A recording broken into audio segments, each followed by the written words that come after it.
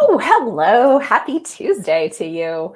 I am excited to share a little bit of a random session with you in that we're just going to go over a bunch of my favorite kind of notes and takeaways that I got from IBPA University. That's in the Independent Book Publishers Association University, their annual event that they held this year in San Diego. I was there. Last weekend, I think. Not this past weekend, the weekend before. And then I got sick. Somebody there got me sick. But anyways, I go to a lot of events and I have a really wonderful immune system. So getting sick once every year, 18 months, 2 years, whatever it's been since I got leveled down in a while, I guess is not so bad. But besides the fact that I caught a bug, I also caught some cool little tidbits, ideas. So it's a little bit of a random smorgasbord of things that I thought I would share with you today from my time there. If this is your first live stream, most of the time we have a set topic and I dive into, how to turn your book into a course, how to market, the difference between copy edit and content edit.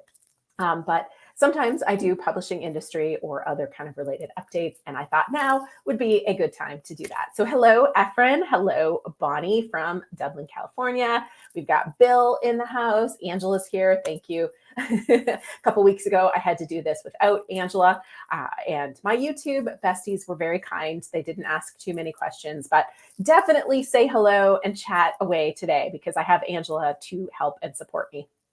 Also, fun fact, today I'm in our office, the Book Launchers head office, if you will, is in Las Vegas, but the team is all remote. We're all spread out all over the US, and some of us have met in person, but some of us have not. And so yesterday, today, and tomorrow, I have Sarah Bean, who is our book marketing manager, and Shane Vigent. Actually, I don't even know, Angela, is that how we pronounce his last name? Shane. I'm gonna have to confirm. I just realized I don't say his last name out loud very often, but he is kind of our online marketing guru. He builds websites, runs Amazon ads, kind of does the internet side of book marketing for our team. And so he's here. And then Jacqueline Kyle, who used to be our production manager and is now, she's now started her own business because she has gotten so good at building out things in Process Street and Airtable and making them talk to each other. Now she is basically that tech coordinator as a business, but we are her. One of her main clients at the moment. And so we're all here working on a few little cool things for our clients, and one thing that will be for people who aren't just clients for us. So they're all here, and I accidentally starved them. I thought I ordered lunch, and then I guess I didn't hit the last button, and they're all sitting there going, "Julie, where's lunch?" And I looked and I was, oh, sorry. So they just got their lunch right now. But anyways, all that aside, I'm excited to share with you today some tips and things. And of course, if you are watching the replay, do say hello, because commenting the day a video is released, including these live stream replays, gets you entered to win some of our fabulous No Boring Books swag. And I did actually order some new swag. So Angela, get ready. I've got a new box coming your way. Another super secret swag thing, because guess what? We are about to celebrate our 6-year anniversary here at Book Launchers. So I had to order some new swag that we've never had before. And it will be hitting Angela's house soon. And of course, we'll be sharing that with you all when we do celebrate. So all of that aside, let's just dive in. We've got Alvin here. I know Alvin, so good to see you. And Vigent. Oh, thank you, Angela. And anybody who has questions, I see at least one question coming in already, then you can go ahead and post them, and Angela collects them for me and we share them at the end. So I'm just going to dive in. Like I said, it's a little bit random. I have my notebook, which is actually a notebook from one of our clients, Leslie Keensay, who wrote a book called Legacy, and she sent our whole team notebooks and things like that had these are her swag. So I used her swag at the IBPA University and filled it. And then I went through and I highlighted things that I thought you would all find interesting or useful, or just tidbits that I took away from different sessions, meeting different vendors, meeting different people that we've worked with or that we work with. And so first up, I thought this was a cool takeaway. So for a lot of authors that we work with, or even just authors in general in the nonfiction space, they're writing a book to help an audience that is not necessarily the audience that would actually be buying the book. So this can be an example of if you're trying to reach teens, or you're trying to reach people in, I'm trying to think, like communities that don't have the economic resources, and you're trying to provide them with resources and support. So often the buyer is not the person that you're actually writing the book for. And so the way they put this, they said the people you want to serve are not the same as your customer. And that is really something to really think about when you're writing a book for somebody who's not able to afford the book. And then you're thinking about the business plan around the book as to how you're going to get it into the hands of the customer so that it ultimately gets in the hands of the people that you want to support. And that means that when you're writing the book, you're not just thinking about the person that you want to read the book and that you're trying to help. You're thinking about the channel that's going to get it there. So maybe you're going to use community outreach programs, or maybe you're going to be, in the case of teens or troubled teens, or, that kind of audience, who's working with them now, and how can you position your book so that it's a good tool and resource for them? Because those are the people, those are the groups, those are the associations that are actually going to be buying your book. This is something that we've talked about, and I think it's a really, really cool insight. I just liked so it's something that we've talked about. It's not necessarily news, but I like the positioning of the people you want to serve are not the same as your customer when it's that case. And then there was a lot of talk about branding and standing out. And one of the things, again, it was kind of reinforcing, I guess, something that I share a lot, but it's not hard to stand out if you're doing something new, doing something you care about, and you're talking about it. And this was specifically in a conversation of some publishers that were at the front, because the Independent Book Publishers Association, who puts this on, is a lot of smaller publishers. So they're niche publishers. They will work with, say a children's book in a very specific arm. One of the people that was on stage in this case, they focus on, I'm trying to remember how she positioned it. I think she said she publishes books by marginalized groups. And so that's her kind of publishing arm and what they do. But there's also a few kind of self-publishers, so people, authors and things like that. There weren't a lot of people like book launchers in the room as far as we're self-publishing services, but we very much fit in that audience because, we are helping all of you to be your own independent publisher. And so a lot of the takeaways fit, and we're, we always benefit from interacting and being a part of that community. But some of the context of some of these things is kind of from that business angle, not an author angle. So just kind of giving you that as context. So trying to publish a book that is commercial creates mediocrity. Yeah, so I was talking about the standing out piece. And so back to the publisher, I'll go back to this piece in a second. So back to the publishing piece, one of the things I'm always talking about is you have to stand out. It may feel uncomfortable, but you need to have that opinion or that slightly, even controversial, but it doesn't have to be controversial, but you need that angle or that thing that's going to make you stand out. And I just put out a video last week on, unexpected ways to use your book to build your brand. And I talked about when I was at the National Speakers Association, how those folks, the speakers in that group, and especially the successful ones, they stand out. They sparkle, they wear sparkles, they wear bright colors, they have tailored suits, they have ways of branding themselves.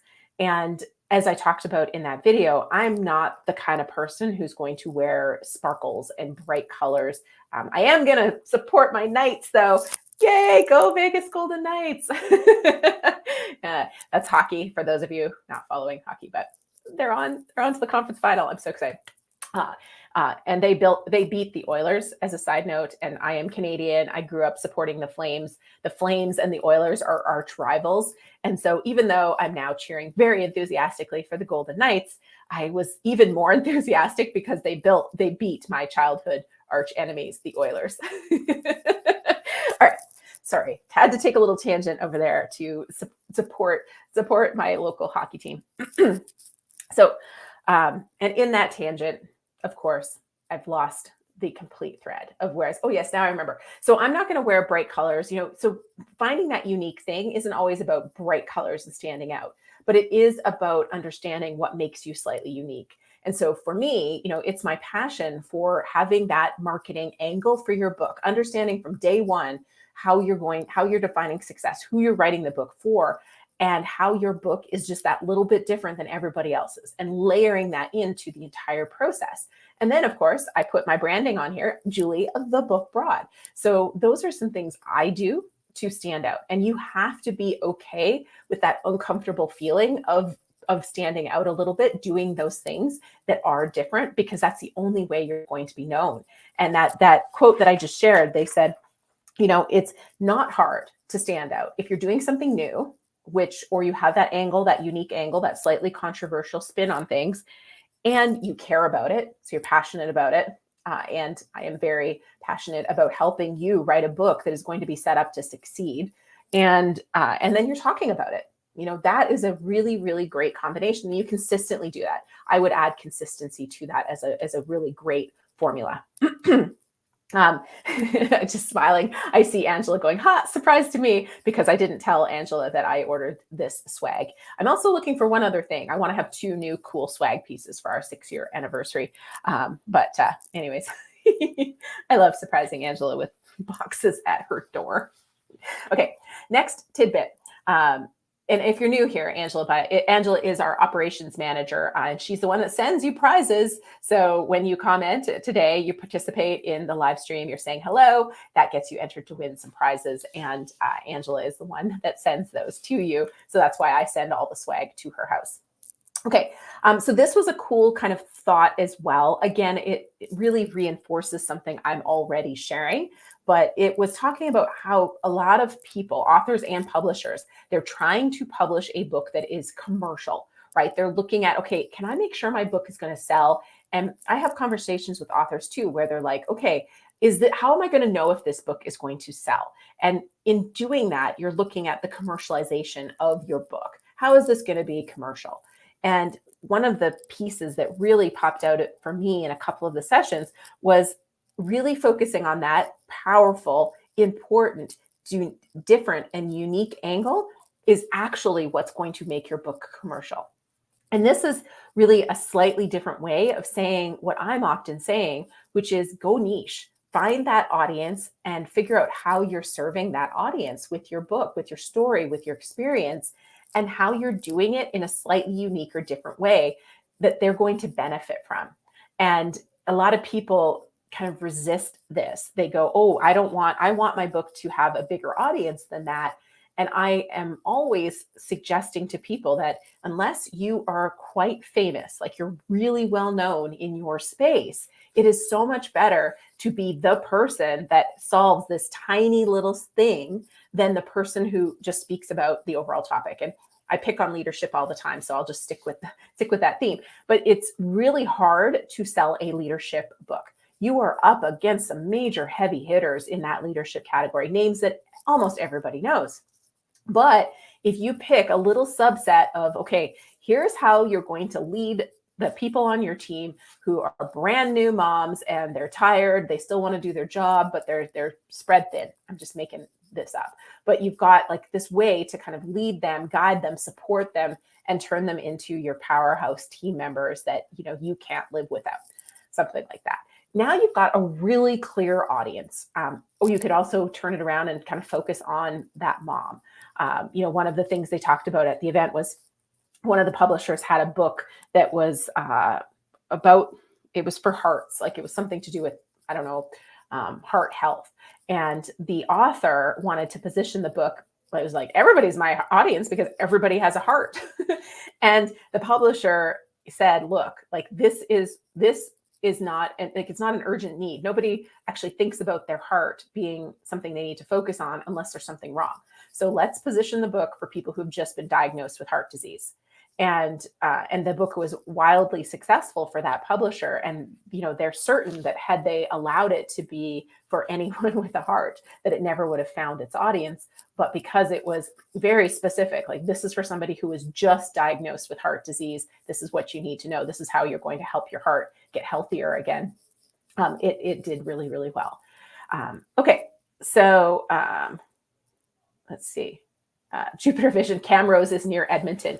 Yes, Camrose is near Edmonton. If that's where you live, I'm sorry. My mom went to Camrose Lutheran College, so it's not that I'm, I can't help it. It's like when you're born in Southern Alberta and you cheer for the Flames, you have to be anti-Oilers, especially in my era where the Oilers were winning the cups and we weren't. But anyways, we won't go down the hockey rabbit hole today.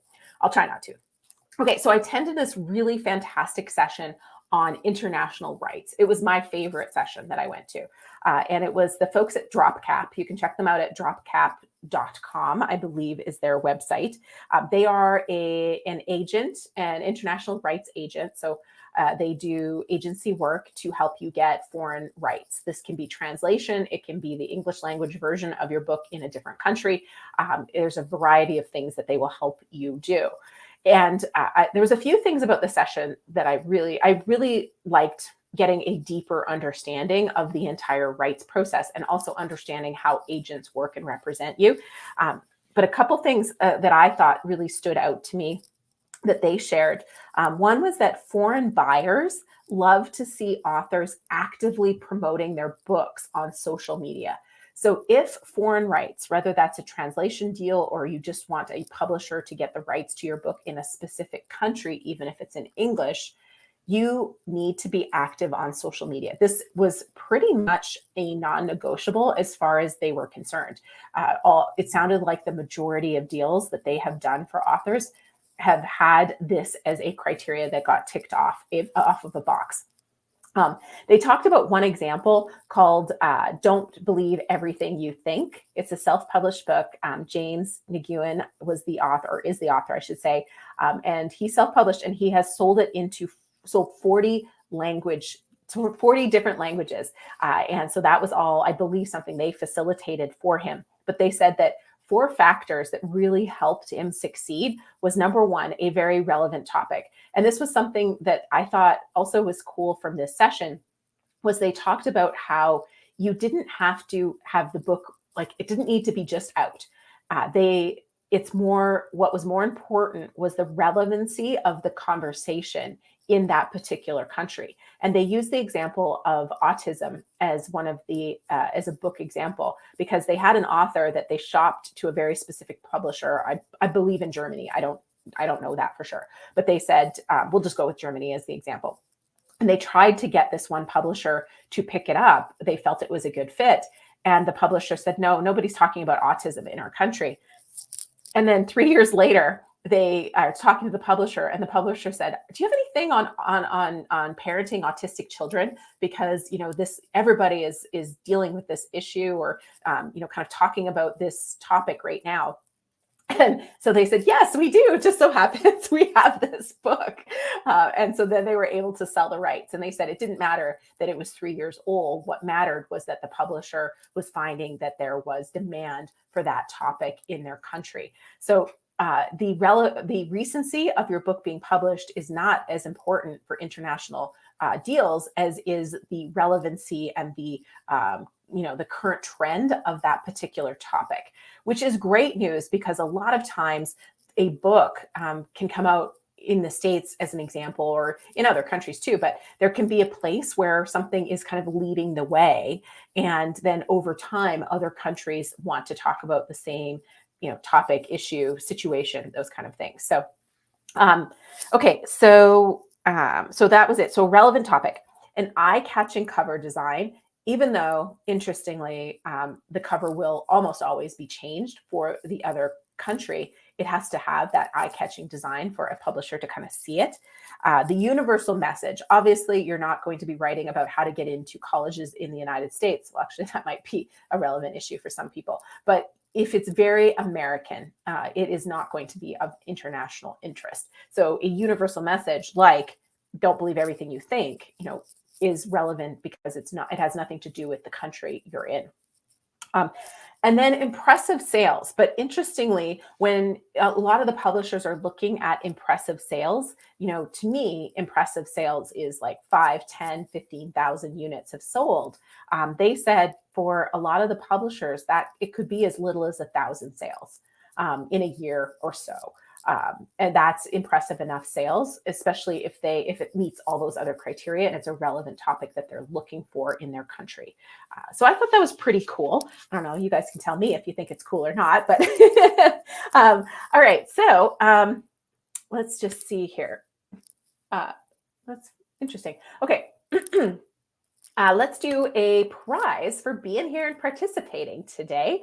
Let's go with, what is the date today? It's the 16th, isn't it? I believe it's May 16th. So Angela, let's go with comment number 16 from the beginning, because Efren was first in the house to comment. So let's go number 16 from there.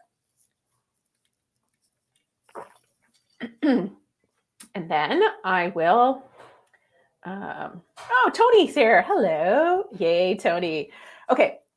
Oh, and one more thing on the international rights thing. So if you're kind of wondering what cut they take, how they make their money. So these agents, I don't know if all international rights agents are like this, but in a lot of cases, they end up with a co-agent. So an agent in that particular country. And so the co-agent takes 10% and they take 20%. And so they'll usually, and this is not of your royalties, this is of the advance. So you're getting some sort of an advance. They said the advances varied wildly from, 1,000 to mid 5 figures. They didn't see a lot of 6-figure type advances typically for self-published books in other countries. But, it's kind of, to me, at least how I would be looking at this, unless I know I have massive demand in certain countries, I would be looking at any deals they brought to me as kind of icing on a cake. And so if they're taking 20% and 10% for another agent of $10,000, I'm still making $7,000 plus royalties in a country that I probably was not going to do anything with myself. So I thought that was a pretty good deal. And there is a lot of paperwork that is involved that the agents will do. That's really the value they're bringing to the table after they have made the connection and they know, because they're traveling around to all of the publishing events all around the world, and they're making those connections and kind of investing in those relationships that get these deals done. But then the value they're bringing after the fact is they're going to chase down your royalties for you. So they do the paperwork, and then they're also going to be doing all the contract piece for you. So it's pretty cool. And Tony won. Yay. That's fantastic. So Tony, I think you've won before, but you can choose from the mug, the journal, or a copy of Self-Publish and Succeed. And if you've got it all, or for some reason you don't want it, then you can choose somebody else to win. And so Shenanigans, they say, so they take 20%. And then if there is a co-agent, the co-agent would take 10%. So it would be 30% of the advance. They don't take anything from the royalties. This is just the advance, was my understanding. And of course, if you were to go with them or any other agent, you would absolutely want to pour over the details of the contract, of their representation of you. But I'm just sharing to give people a sense of what these deals can look like based on this and other things that I've heard. And Tony's excited to get a mug. So you'll need to email Angela at team@booklaunchers.com with your mailing address, although I think we have it, unless you're still RVing it out there in the world.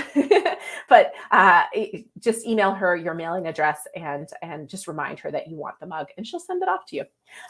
Okay, next up, let's see. What else do I have in pink for you?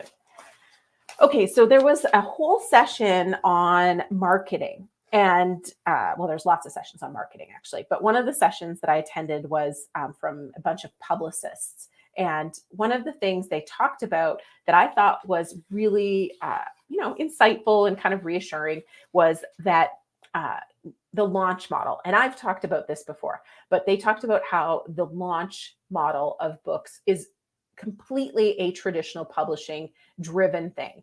And it's largely because the publisher's trying to recoup the investment in the book as quick as possible. And also because they're going to cut bait on this book pretty fast if it's not getting a lot of pre-sales and launch sales. And so any resources they are putting towards a book will be cut off completely if they aren't getting the numbers that they had planned for that book. And the publicists were really talking about how with self-publishing and smaller publishers, this model doesn't make sense. And I've talked about this before too, is really it's a marathon. Plan to promote your book for a long, long time. And yes, go for that splashy launch if you want to, but it's more important that you're building momentum and consistently using that book as the beautiful, wonderful tool that it is for growing your business, growing your brand, and ultimately supplementing income in a variety of ways, not necessarily from book sales. And they said that a lot of campaign timing that is built into the industry is driven by this old, antiquated publishing model. And in fact, that model doesn't even work that well anymore. And the example they were talking about was the 6-month lead up to launch. And the 6-month lead up to launch was something that traditional publishers did to try to get their books on the New York Times bestseller, the Wall Street Journal bestseller. And what has happened is that by the time books launch now, the audience is like, what? Like, I thought your book came out months ago. And so this 6-month campaign of talking about the book and trying to get pre-sales to get that bestseller list has backfired. And they're not getting the big numbers on launch like they used to because people are tired and they don't think, like, they've grown tired of the book and they're either not paying attention or they think it's old news, even though it hasn't even launched yet. So publishers are having to change their model. And this for me was somewhat reassuring that what we do at book launchers works really well, which is we don't start talking about the book generally until 6 weeks out. 6 weeks out from launch, we hit that pre-sale period, and that's when we're trying to get the buzz. Now, you may still be teasing to your audience that, hey, I have a book coming, but it's not, hey, my book's going to be available. It's on pre-sale. You can buy it and you'll get it later. It's that 6-week push kind of. Now you're going to go and get your media attention. Now you're going to get your reviewers and you're going to tell your friends and family and colleagues and clients and all those people. And you have a shorter window, but enough of a window that you're getting things going. So you're building momentum into launch and you've got momentum carrying you past launch and beyond. And so this is something to consider because what they said was that they were finding books were expiring. That was the phrase they were using. And so talking about your book coming out too much can make people feel like, oh, didn't it already come out? Like, why it's just launching now? What happened? So I thought that was fun and interesting. The other piece they talked about, which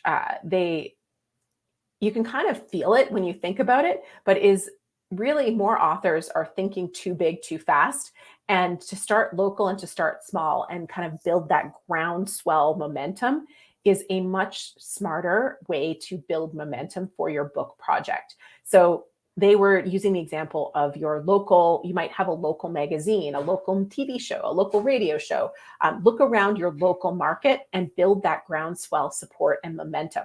It's also easier if you're in a suburban neighborhood or a bedroom community or a smaller market to get on that local TV or that local show, that local paper, and then if you have a publicist, the publicist can then contact the bigger outlets and go from there. Or if you're doing it yourself, you can then do the outlets because now you've got something to say like, oh, the local Fox or the local, I can only think of Canadian news stations. I'm like the local CTV, the local Global, they featured, and now you can kind of open the door to feature places at the bigger outlets. And a lot of authors are immediately going big, and a lot of times you're not ready. You're not used to that kind of exposure and appearances, but also it can be a lot harder to get that. And you don't have the momentum behind you that makes it easier to get those kind of features. So a lot of the publicists really focus the first 3 months on that local momentum. And then when they get a good hit locally, they use that to expand it wider. Okay. Let's see, what else do we have here? That was a lot of the points that I think I wanted to talk about. There was one more. Okay, here. So there was one session that I went to that was on bulk and special sales. And I wish I'd written the speaker down. I don't have who it was that said this, but it was kind of a cool angle, more for business type books. Like he used the example of a book that talked about installing flooring and choosing flooring, and how they approached the home show. So they looked at the sponsors of the home show, and they said, hey, look, like instead of handing out swag that people throw out as soon as they walk through the door, why not buy a book and we'll customize the book as like gifted to you from, I'm just going to say Home Depot, but if Home Depot had a booth, then they could give this book away. So gifted to you from Home Depot, and then they could custom, if Home Depot agreed to buy 5,000 copies of the book for the show, they could then customize the first page as a promotion for Home Depot, and this book sponsored by Home Depot. They had quite a bit of success doing that, because if you are familiar with a lot of these big conferences, they usually have swag to give away. They're usually buying swag that's going to be $1 or so per piece. And so books, in some cases, are going to be more expensive. But if you get an order far enough in advance for a large enough quantity, you can be getting them offset printed for $2, maybe even less. I've seen it quite commonly. If you're ordering 5,000-10,000 copies, you can get it for $2,000 overseas, or $2, I should say, per book overseas. And so you can get it much cheaper with a longer lead time and a larger order. So it can make a lot of sense for these kind of things. So I just thought it was neat. I'm just giving you the seed if there's something you want to do with it. There's obviously lots more logistics to this piece. But I thought it was interesting for some books. If you look at conferences where they're going to be handing out a lot of swag, is there an opportunity for a company to get your book instead and use your book as their swag? Because if there's a fit between your book and their ideal client, there could be high value there, because the reality is a lot of swag hits the trash. The brochures for sure hit the trash. And so having a book that can have a longer lifetime and get passed around, that could be a really, really cool opportunity for some of these conference sponsors.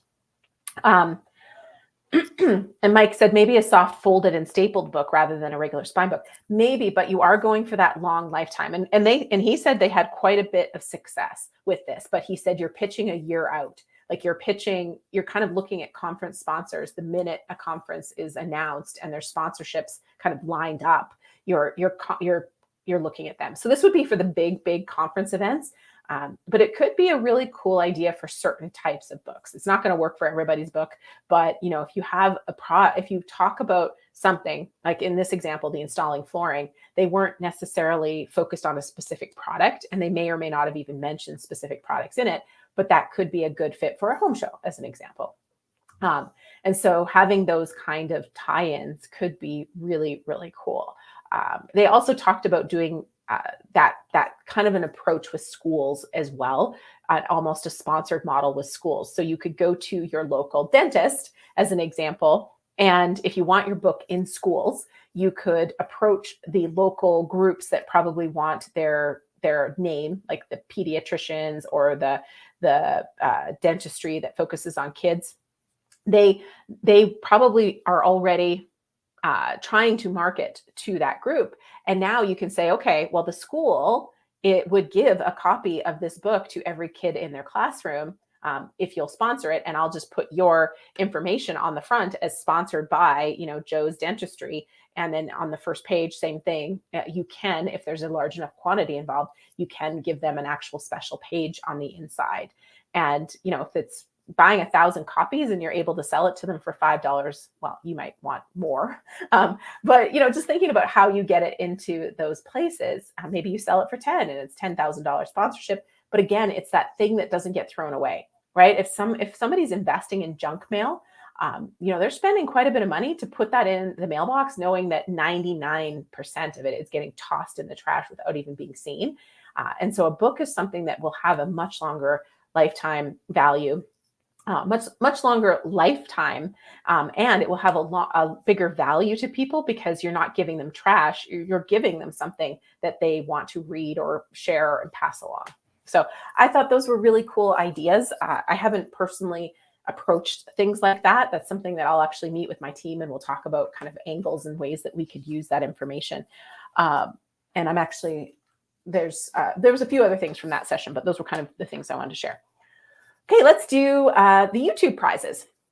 So when you comment the day a video is released, you get your name into a draw, and I am going to go pop over and I will tell you, I've got my little random name picker and it's going to spin around. And our first person is JP. And I think I saw JP here.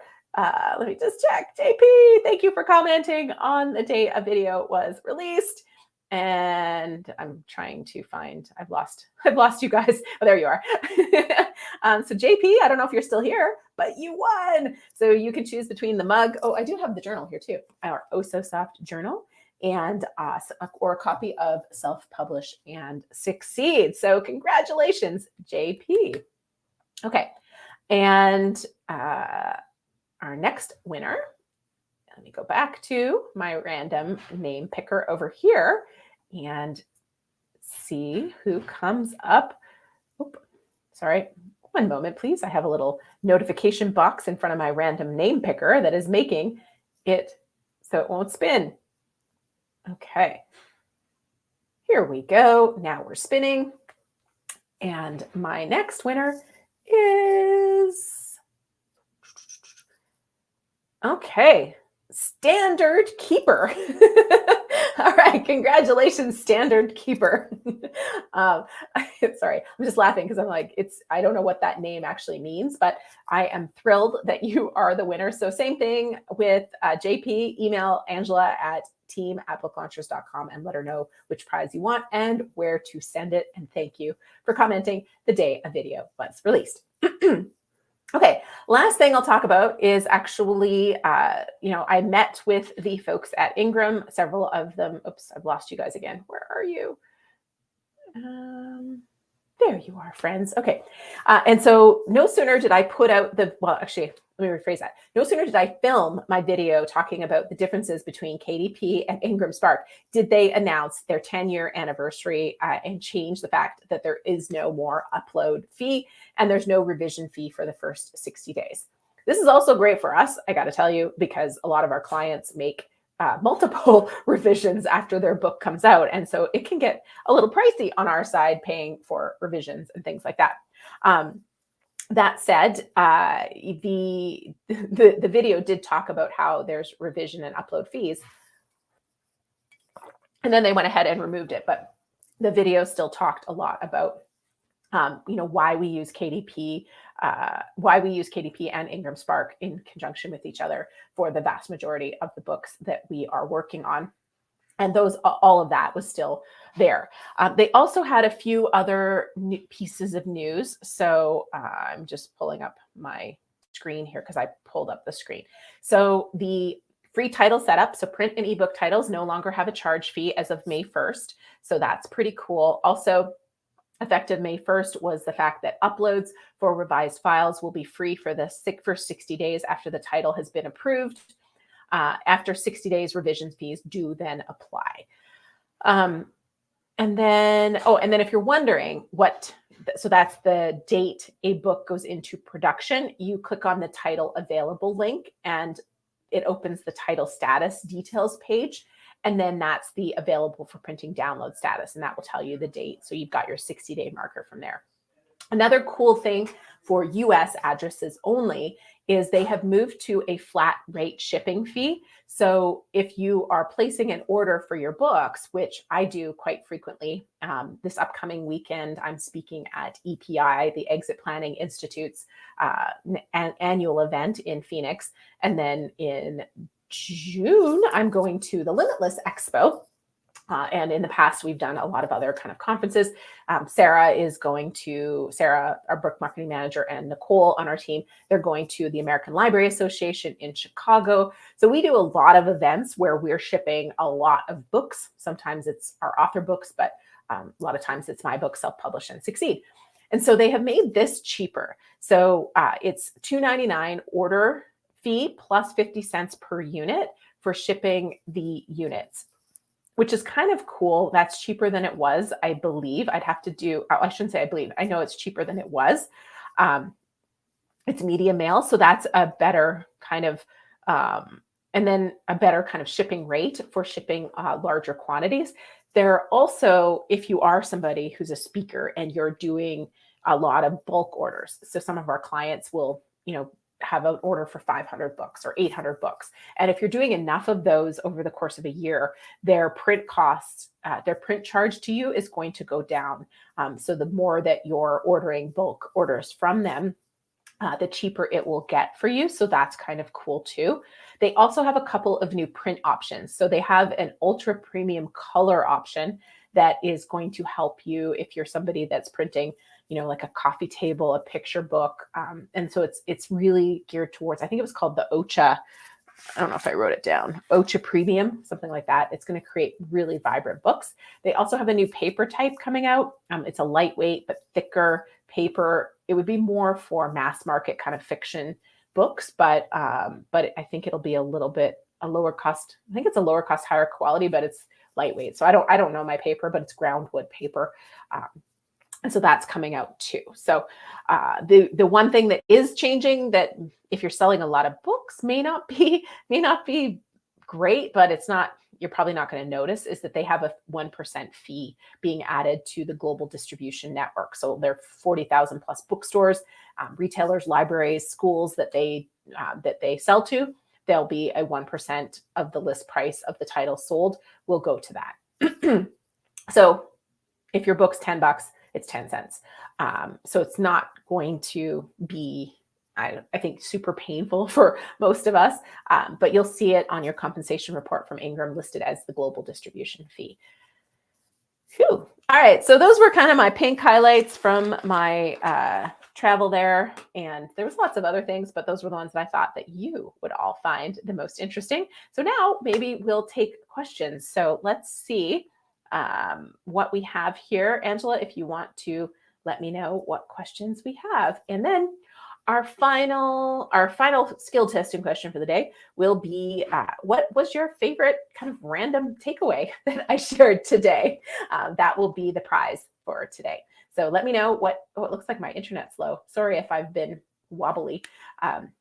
Yeah, so let me know what your favorite random takeaway that I got from IBPA's university session was for you today.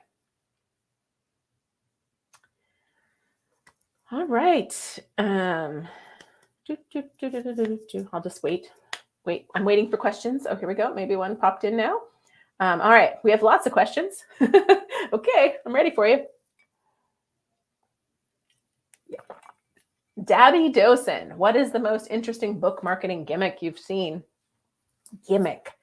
I don't know about gimmick, but I thought that approaching conference sponsors was pretty cool. I wouldn't call that a gimmick, but I hadn't actually thought of even looking at who's on a sponsor and thinking about maybe they would be, if they're just going to be giving away widgets, then maybe they'd be better off to give away books. I thought that was pretty smart. So I wouldn't call that a gimmick, but I did think that was pretty interesting. Okay. Well, I don't see, Angela's usually organizing them, but I'll go to Tony's question next. What's the best way to approach a local bookstore to do an event like a book signing or a reading? I have a couple of really great videos on that. And so once Angela's done collecting questions for me, she can maybe go on the YouTube channel and find the book signing, preparing for a book signing. And I think there's like a book signing event kind of video, how to. The short answer is just to go there, like physically go into your local bookstore and talk to them. Find out who the manager is and just have a conversation with them. What I did when I did some bookstores, actually, I've done it a couple ways.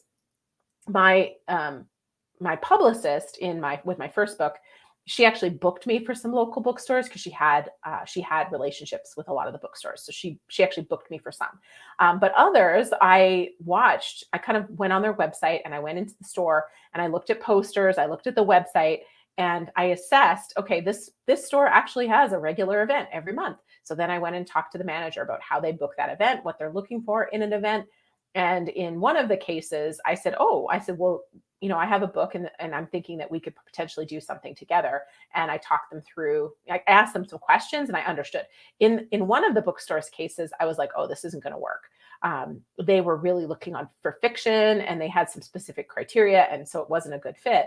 But the other bookstore that I booked for myself, they did regular nonfiction type educational things, and they had authors come in and do it.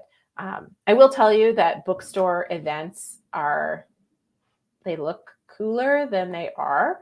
I found the three things I got asked the most when I did any sort of book signing or event was, where's the cookbook section? Where's the bathroom? And is there a Starbucks in here? Yeah. Anyways, that's all I'll say on that. It does get your book listed in the store. It can be fun. And if it's local and you've got a lot of friends and family, it's a great way to kind of celebrate becoming an author. Efren's question: what are your thoughts on getting a table at 20 books in November for $50 to promote my nonfiction book? Do it. I heard from most of the authors that did it last year that they sold, most of them sold at least 20 copies of their book there. And as you know, because you attended it last year, I think it's a great event. There's lots of good learning. There's lots of good networking. And for $50, I mean, why not do it? You might meet some other authors where you can cross promote. And yeah, I think a lot of authors found it successful. I won't be doing it because it's not really a great market for me to sell a book on how to self-publish when everybody's there has already published at least one book. And they wouldn't want to buy that book. They might buy the book marketing book, so possibly, but I would do it, Efren. I think that's cool. Tony said, oh, I would say, well, there's Starbucks here. Take this book with you. I know, it was funny. It was kind of, I don't want to say it was anticlimactic, but the first bookstore signing I ever did was so exciting, although I only had 4 or 5 people come out. And then I went to another one in a different city where I didn't actually know very many people. And I met a handful of people. I did a radio spot the day before, which did actually seem to really help because several of the people mentioned they heard me on the radio. But my husband, Dave, was there. And he was so bored that he refused to come to any other book signing. It was funny, but not funny. They aren't as great as you would hope they would be, but like I said, it can be really cool for your local area if you've got that community support that's going to come out and buy your books and just have fun with you. That can make it really fun. Okay. Question 3, Dabby Dosen analytics. How can I measure the success of my marketing dollars through the various book selling platforms? Phew. I'm trying to think if I have a good answer for you that won't take a long time to. It's going to depend on what kind of marketing you're doing and how you're doing it, but there isn't one way to do this. And it's going to depend on what matters to you. And with Amazon ads, even we've talked about that, but if you're running Amazon ads, measuring your performance, you have to go deeper than even what Amazon's giving you in your dashboard. BookBub, it's improved a little bit, but BookBub doesn't even have conversion tracking because you're selling through different platforms that they're not able to kind of connect to. So it's not that easy. And then for Ingram, as an example, you don't actually know where you've sold the books. They don't give you any granular information about your sales. So you could be selling them online. You could be selling them into physical stores. You could be selling them through libraries or books or schools, and you'll never know, which is disappointing because if you knew it was working somewhere, you could start targeting and focusing on other like outlets, but you don't get that kind of data. So I personally focus the money I spend on things that I can track. So we do, as far as promoting Self-Publish and Succeed, I use them for conferences, and those you can track in some ways verbally if you're using it to, get people to talk to you about your business, as an example, because I am getting people's email addresses, tracking that email. Back up. At a conference, for example, when I'm giving out books, we're giving them in exchange for an email address. And then we're tracking on our system that we met them at X event. And so then in the future, if they contact me and they say, hey, I want to write a book with you guys, and then I search them, I'm like, oh, great, we met at the NSA event in 2022. And they'll say, yeah, that's where I got your book. Fantastic. Now I know that book that I gave away and I paid for that booth or whatever happened at that event, whether I spoke or whatever, that event led to a new author joining with us and working with us to publish their book. So there's that side of the business kind of tracking. Amazon ads tracks itself. Any other money I'm spending on promoting the book is going to selfpublishandsucceed.com, which is a page with Google tracking, Facebook tracking, and other kind of conversion tracking. And you're buying the book direct from me when you buy it from there. Beyond that, it's a rabbit hole. Okay, next question. How do you monitor international sales? You get a bit of data on that from your dashboards, your KDP dashboard, your Ingram dashboard, your Draft to Digital, I believe also kind of gives you some insights as to what countries are buying from you, what currencies you'll also get a whole bunch of deposits, like every month, or not every month, every 60 days, I think, from KDP, I get, 8 different deposits. So it's sold, one copy in the UK and one copy in another country. And so it's all different deposits from those places. So that's how you'll see your international sales to a point. Efren, is IngramSpark expanding their paper operation? I like the torn edge look, but assuming it's rare. Yes, so to a point they are expanding certain things, but those really kind of custom looks aren't going to be available. It's just not financially viable for them to do those kind of things.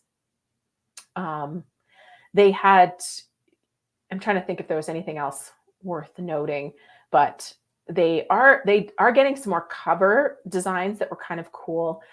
There are more printers that can do some of those custom looks, but then you're getting into having to kind of wholesale the book, having to create that FBA type account with Amazon and sell it that way, which starts to get to be a pain. But you can have that cool look if you want to order 1,000 copies for yourself or 500 copies and use it for some custom kind of use. That would work. Whew. Okay, I'm almost done, guys. Maybe the questions aren't done, but I'm almost done. Okay, question 6, Dabby Dosen. Will books in the future come with a seal of authenticity to verify that they were written by humans instead of being generated by AI? Ultimately, here's the answer to that. If you're doing a great book, whether AI was involved or not, people aren't going to necessarily know. So my comment on that is maybe that will happen. I think in a lot of cases, people aren't going to necessarily need to or want to disclose it. And what I mean by that is if you just straight up have AI write your book, people are going to know. Maybe not in the future. Maybe it will get good enough. But we're playing with ChatGPT a lot. We've paid to have our team go through various types of training. Part of what my team is here in town working on is a little bit of open source AI connection into the whole book marketing and even research. And there's just lots of cool applications. We're not really using it to write the books per se. Great outlining tool, great ideation, lots of value there. The books that we've had submitted to us that have been written by AI are being rewritten by humans. Now, so I think there could be something. There's certainly a lot of copyright things to figure out, and I am not an expert. I am learning this right along with a lot of you, but I don't know, because I don't know how they can really do that. Because again, if you're using AI to start and then you're working the material from there, the end product isn't going to be AI generated. It's going to be human generated. So do you need to? I don't know. I think in a lot of ways it's a philosophical question, which I am not one to go and philosophize there. Is that the word? Philosophize.